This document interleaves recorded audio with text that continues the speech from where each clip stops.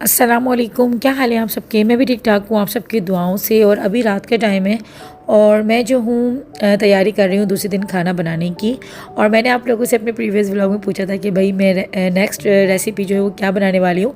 तो बहुत से लोगों ने हलीम कहा था, लेकिन हलीम की रेसिपी ऑलरेडी मैं दे चुकी हूँ। लेकिन आज मैं बहुत ही मज़ेदार सी यूपी की फ़ेमस जो है उड़द दाल बना रही हूँ, जो कि बहुत ज़बरदस्त है। और मुझे बड़ा शौक़ है इंडियन पाकिस्तानी खाने बनाने का। तो पाकिस्तान में तो खैर मैं रहती हूँ, तो इसलिए पाकिस्तानी खाने तो बनाती रहती हूँ, लेकिन इंडियन खाने बनाने का ही मुझे बहुत ज़्यादा शौक़ है।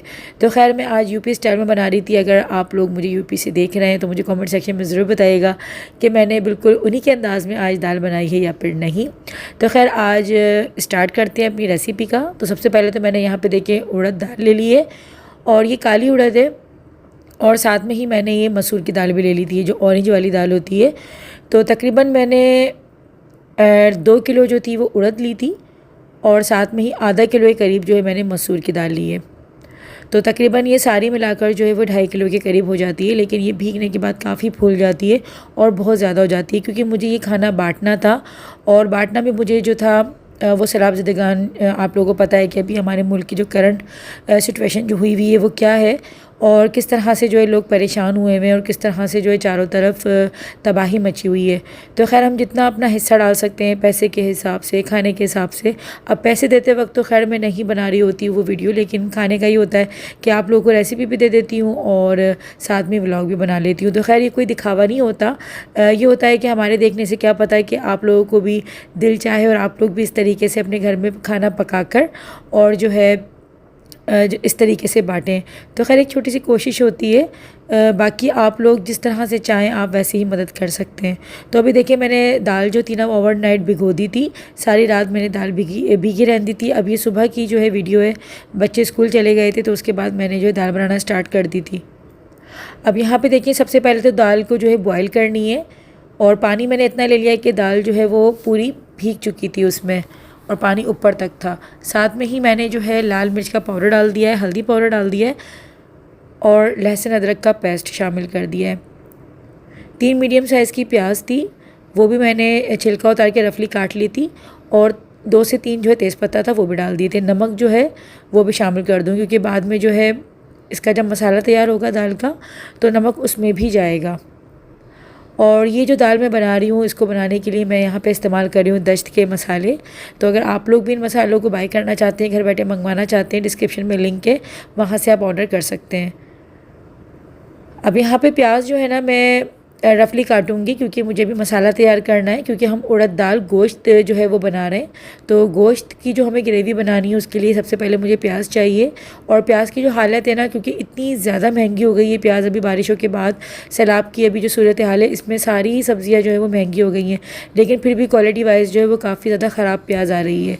तो बस मैं ऊपर ऊपर से जो है छिलका काफ़ी ज़्यादा जो ना लेयर्स में मैं उतार रही थी, और अंदर की जो साफ़ सुथरी प्याज थी वो मैंने रफली काट ली थी। तकरीबन मैंने 10 से 12 प्याज ले ली थी और उनको मैंने रफली काट लिया था। ऑयल मैंने लिया है तकरीबन यहाँ पे 3 प्याली, और प्याज को जो है मैं इसमें हल्का सा जो है ब्राउन कर लूँगी। लेकिन उससे पहले मुझे शामिल करना है इसमें गरम मसाला, और गरम मसाले में शामिल कर रही हूँ मैं दालचीनी तकरीबन मेरे पास बड़े साइज़ की है, इसलिए मैंने जब इसको तोड़ा तो ये 3 से 4 हो गई थी। अगर आपके पास छोटे साइज़ की है तो आप तकरीबन 6 से 7 ले लीजिएगा, क्योंकि ज़्यादा क्वांटिटी में दाल बन रही है। आपकी दाल कम है तो आप उसके हिसाब से जो है मसाले अपने कम ज़्यादा कर सकते हैं।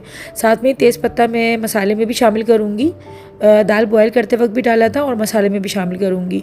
तो मैंने 3 से 4 तेज़पत्ता जो है मसाले में भी शामिल कर दिया, यानी कि प्याज जब ब्राउन करने के लिए की है तो उसमें ही मैंने शामिल कर दिया। अब देखिए यहाँ पर प्याज जो है वो हमारी लाइट ब्राउन हो चुकी है, और गरम मसाले का यानी कि दालचीनी का जो जायका है वो भी प्याज में आ गया होगा। अब मैं शामिल कर रही हूँ यहाँ पे गोश्त। मैं यहाँ पे बड़े का गोश्त इस्तेमाल कर रही हूँ। अगर आप लोग चाहें तो मटन और चिकन भी इस्तेमाल कर सकते हैं, लेकिन ये जो उड़द दाल है ये बीफ में ही अच्छी लगती है।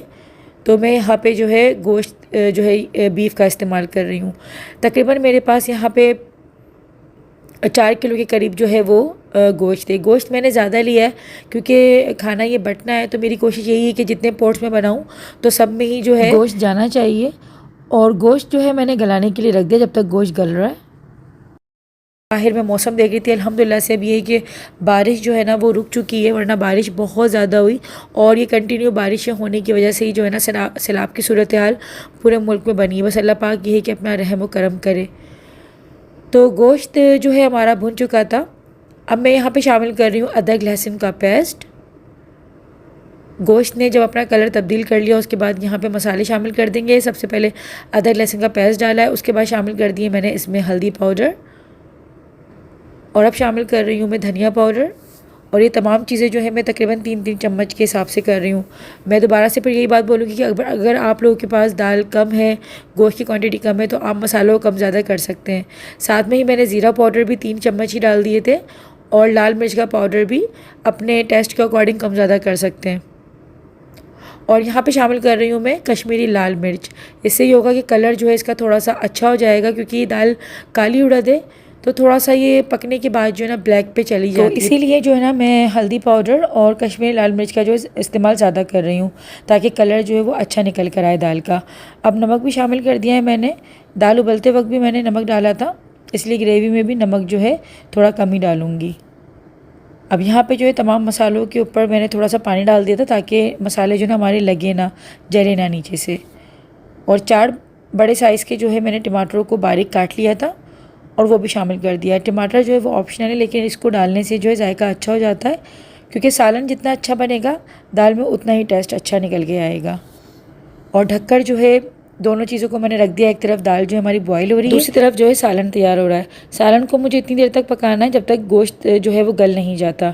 तो जब तक गोश्त गल रहा है और जब तक दाल उबल रही है, तब तक मैं यहाँ पे मसाला तैयार कर लेती हूँ, जो कि ग्रेवी में जाना है। तो यहाँ पे देखें मैंने लिया है 2 चम्मच सौंफ, 2 चम्मच जो है साबुत धनिया और 3 जो है बड़ी इलायची, जायफल का आधा टुकड़ा और तकरीबन 3 से 4 जो है छोटे छोटे फूल हैं जवतरी के। 19 से 20 जो है वो लौंगे हैं, 12 से 14 जो है तकरीबन छोटी इलायची हैं और 2 जो है ना चम्मच काली मिर्च। तो ये तमाम चीज़ों को जो है हम हल्का रोस्ट कर लेंगे फ्राई पैन में। हमें बस कलर तब्दील नहीं करना, हल्का सा जो इनको रोस्ट करना है। और ये मसाला जो है बनाना बहुत ज़रूरी है, क्योंकि ये पाउडर जो है जाता है ग्रेवी के अंदर और इससे दाल के अंदर जो है हमारे जायका बहुत ज़्यादा बढ़ जाता है। तो फाइन पाउडर हम इसको बना लेंगे। तो बस गोश्त गलने का इंतज़ार है जब तक मैं अंदर आ गई थी, क्योंकि हेल्पर जो है मेरी आज काफ़ी देर से आई है, क्योंकि एक दिन पहले उसने बता दिया था कि हो सकता है कि उनका गांव जो है वो आज खाली करवा दिया जाए, क्योंकि सैलाब की जो सूरत हाल हो रही है उसमें यही हो रहा है कि नकल मकानी जो है वो करनी पड़ रही है, ख़ास तौर पे उन लोगों को जो कि दरिया के पास रहते हैं। तो हर बहुत टफ़ टाइम है, बहुत मुश्किल जो है ये वक्त है, क्योंकि कल जब मेरी हेल्पर ने मुझे बताया था तो रात भर मुझे नींद नहीं आई और मैं यही सोचती रही कि यार कितना मुश्किल जो है वक्त है। हम तो फिर भी ये कि अपने अपने घरों में सुकून से सो रहे हैं, अपने घरों में रह रहे हैं, लेकिन जो लोग इस वक्त नकल मकानी कर रहे हैं और अपने अपने घर छोड़कर जो है दूसरी जगहों पर जा रहे हैं, तो बहुत ज़्यादा मुश्किल होता है कि अपने घर को छोड़ना और कहीं और जाके रहना। तो हेल्पर मेरी नहीं आई थी, इसीलिए जो है ना मुझे आज सफाई में देर हो गई। पहले तो मैं इंतज़ार करती रही, लेकिन फिर मैं समझ गई थी कि हो सकता है कि आज उनको शिफ्ट किया जा रहा हो, वरना ये होता है कि हेल्पर मेरी बिना बताए जो छुट्टी नहीं करती, और एक दिन पहले भी उसने मुझे इन्फॉर्म कर दिया था। तो बस अल्लाह पाक से यही दुआ है कि अल्लाह पाक सबकी मुश्किलात जो है वो आसान करे और ये जो मुश्किल की घड़ी है वो बस ये अच्छे तरीके से जो ना इससे हम निकल जाएं। तो खैर यहाँ पे बस मैं अभी डस्टिंग वगैरह कर रही हूँ और बच्चे जो हैं स्कूल से आ गए थे। स्कूल से आने के बाद ये लोग जो है अपनी नाइट ड्रेस पहन लेते हैं और फिर उसके बाद जो है तकरीबन 1 घंटा सोते हैं। उसके बाद उठकर जो है फिर ये लोग ट्यूशन जाते हैं। तो बस रूटीन कुछ ऐसी ही चल रही है। आजकल रूटीन बहुत ज़्यादा टफ़ है, इसीलिए मेरे व्लॉग भी जो है आप लोगों को काफ़ी दिन के बाद देखने को मिलते हैं, क्योंकि बहुत मुश्किल हो जाता है हर चीज़ को एक साथ मैनेज करना। खैर यहाँ पे अंदर की जो है मैंने सफाई वगैरह कर ली थी और बस मैं वैक्यूम करूँगी तो वो मैं दाल जो है ना फ़ाइनल करने के बाद कर लूँगी। तो अभी मैं दाल दिखा रही थी कि दाल जो है वो अच्छी तरीके से गल चुकी है। स्पून की मदद से मैंने जब देखा तो ये बहुत अच्छी तरीके से गल गई थी। इतना ही हमें गलाना है दाल को, और जो गोश्त था वो भी बहुत अच्छी तरीके से गल चुका है। तो बस दाल जो है ना, क्योंकि अभी थोड़ी सी खिली खिली सी हो रही है, तो इसको मैं ब्लेंडर की मदद से जो है ना घोट लूँगी, क्योंकि घोटाई में तो बहुत ज़्यादा टाइम लगता है अगर मैं इसको घोटे से करती। तो इसीलिए मैंने जो ना आज मशीन का इस्तेमाल किया और मशीन से ही जो है ना मैं इसको अच्छी तरीके से घोट रही थी, ताकि दाल जो है ना वो अच्छी तरीके से पिस जाए। अब ये जो मसाला मैंने तैयार किया था, जिसको मैंने अभी आप लोगों को दिखाया था, रोस्ट किए थे मैंने मसाले, तो उनका पाउडर मैंने बना दिया था और मैंने इस मसाले के अंदर शामिल कर दिया, यानी कि हमें गोश्त के सालन में जो है इसको शामिल कर देना है। अब ये जो दाल है उबली हुई, इसको ही मैंने पीस लिया है, इसके बाद मैं शामिल कर रही हूँ सालन के अंदर। तो बस तकरीबन हमारा जो दाल गोश्त है, उड़द दाल गोश्त, वो बन के रेडी हो चुका है। बस सालन में इसको मिक्स करने के बाद तकरीबन 5 से 6 मिनट और मुझे पकाना है, ताकि दाल और मसालों का जो फ्लेवर है वो एक दूसरे में अच्छी तरीके से निकल कर आ जाए। रोगन आप लोग देख सकते हैं कि बहुत अच्छा सा निकल के आ गया है।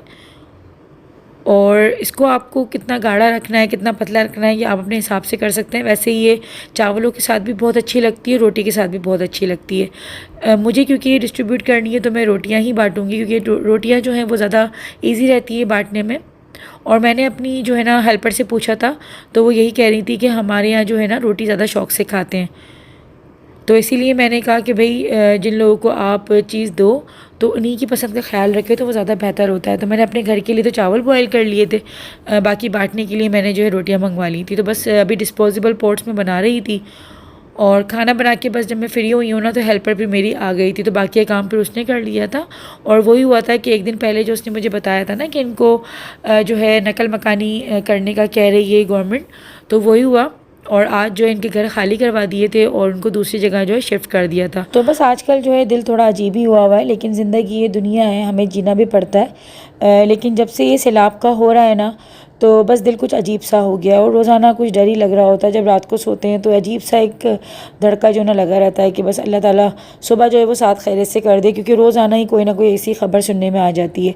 लेकिन फिर भी कोशिश यही होती है कि आप लोगों को जो है पॉजिटिविटी के साथ ही जो है व्लॉग्स दिए जाएँ, और बहुत ज़्यादा जो है ना ऐसी टेंशन वाली बातें जो ना की जाएं, वरना फिर क्या होता है कि आप खबरें भी देखते रहते हैं तो उसमें भी टेंशन ही चलती रहती है। फिर अगर आप लोग हमारे व्लॉग्स देखें, हम इसमें भी अगर टेंशन वाली बातें ही करते रहें तो फिर वो टेंशन वाला फुल माहौल हो जाता है और फिर वो अच्छा नहीं लगता है। लेकिन हाँ, अवेयरनेस देने के लिए आप 1-2 व्लॉग तो बना सकते हैं, लेकिन कंटिन्यू आप जो है इस तरह वो नहीं कर सकते। लेकिन फिर भी ये है कि सोचना चाहिए, समझना चाहिए कि आजकल जो माहौल चल रहा है वो क्यों चल रहा है, और इस तरह के जब अज़ाब आते हैं तो उनके पीछे की वजहें क्या होती हैं। तो खैर बहुत सी हदीसें, बहुत सी सूरतें, इन पे पूरी पूरी आयतें उतरी हैं कि सैलाब, ज़लज़ले और इस तरह की जो आफ़ात और बलियात आती हैं तो वो कब आती हैं, और ये भी एक अल्लाह पाक की नाराज़गी का जो है हिस्सा है। बस ये है कि समझने वालों को समझना चाहिए और इबरत हासिल करनी चाहिए इन चीज़ों से कि चीज़ें हो रही हैं तो क्यों हो रही हैं। हमारे ऐसे कौन से अमाल हैं जो कि अल्लाह पाक को जो है नापसंदीदा हो रहे हैं, और अल्लाह पाक हमसे नाराज़ है जो कि ये चीज़ें जो है हम देख रहे हैं। तो 12,000 मिले। किसको मिले? जिसके सनादी कार्ड से इमरान खान ने भी दिया, बेनज़ीर भी दे रही है। बेनज़ीर भी दिए? हाँ, वो तो अभी तक मिल रहे हैं उनके पैसे। यहाँ पे इतना सन्नाटा हो रहा है, सन्नाटा था ये। कहाँ बिठाया है लाके? बहुत दूर, घर काफ़ी दूर है ना? हाँ वो रे ऊपर यहाँ लगाया है, ये सामने, ये सामने ये बस ऐसे ही लगा दिया है। कोई वो तो लाइट वाइट भी नहीं दी हुई, लाइट वाइट कुछ भी नहीं है। अभी आए, अभी लेते कहाँ से देंगे? ये बैठे हुए ना लोग उधर।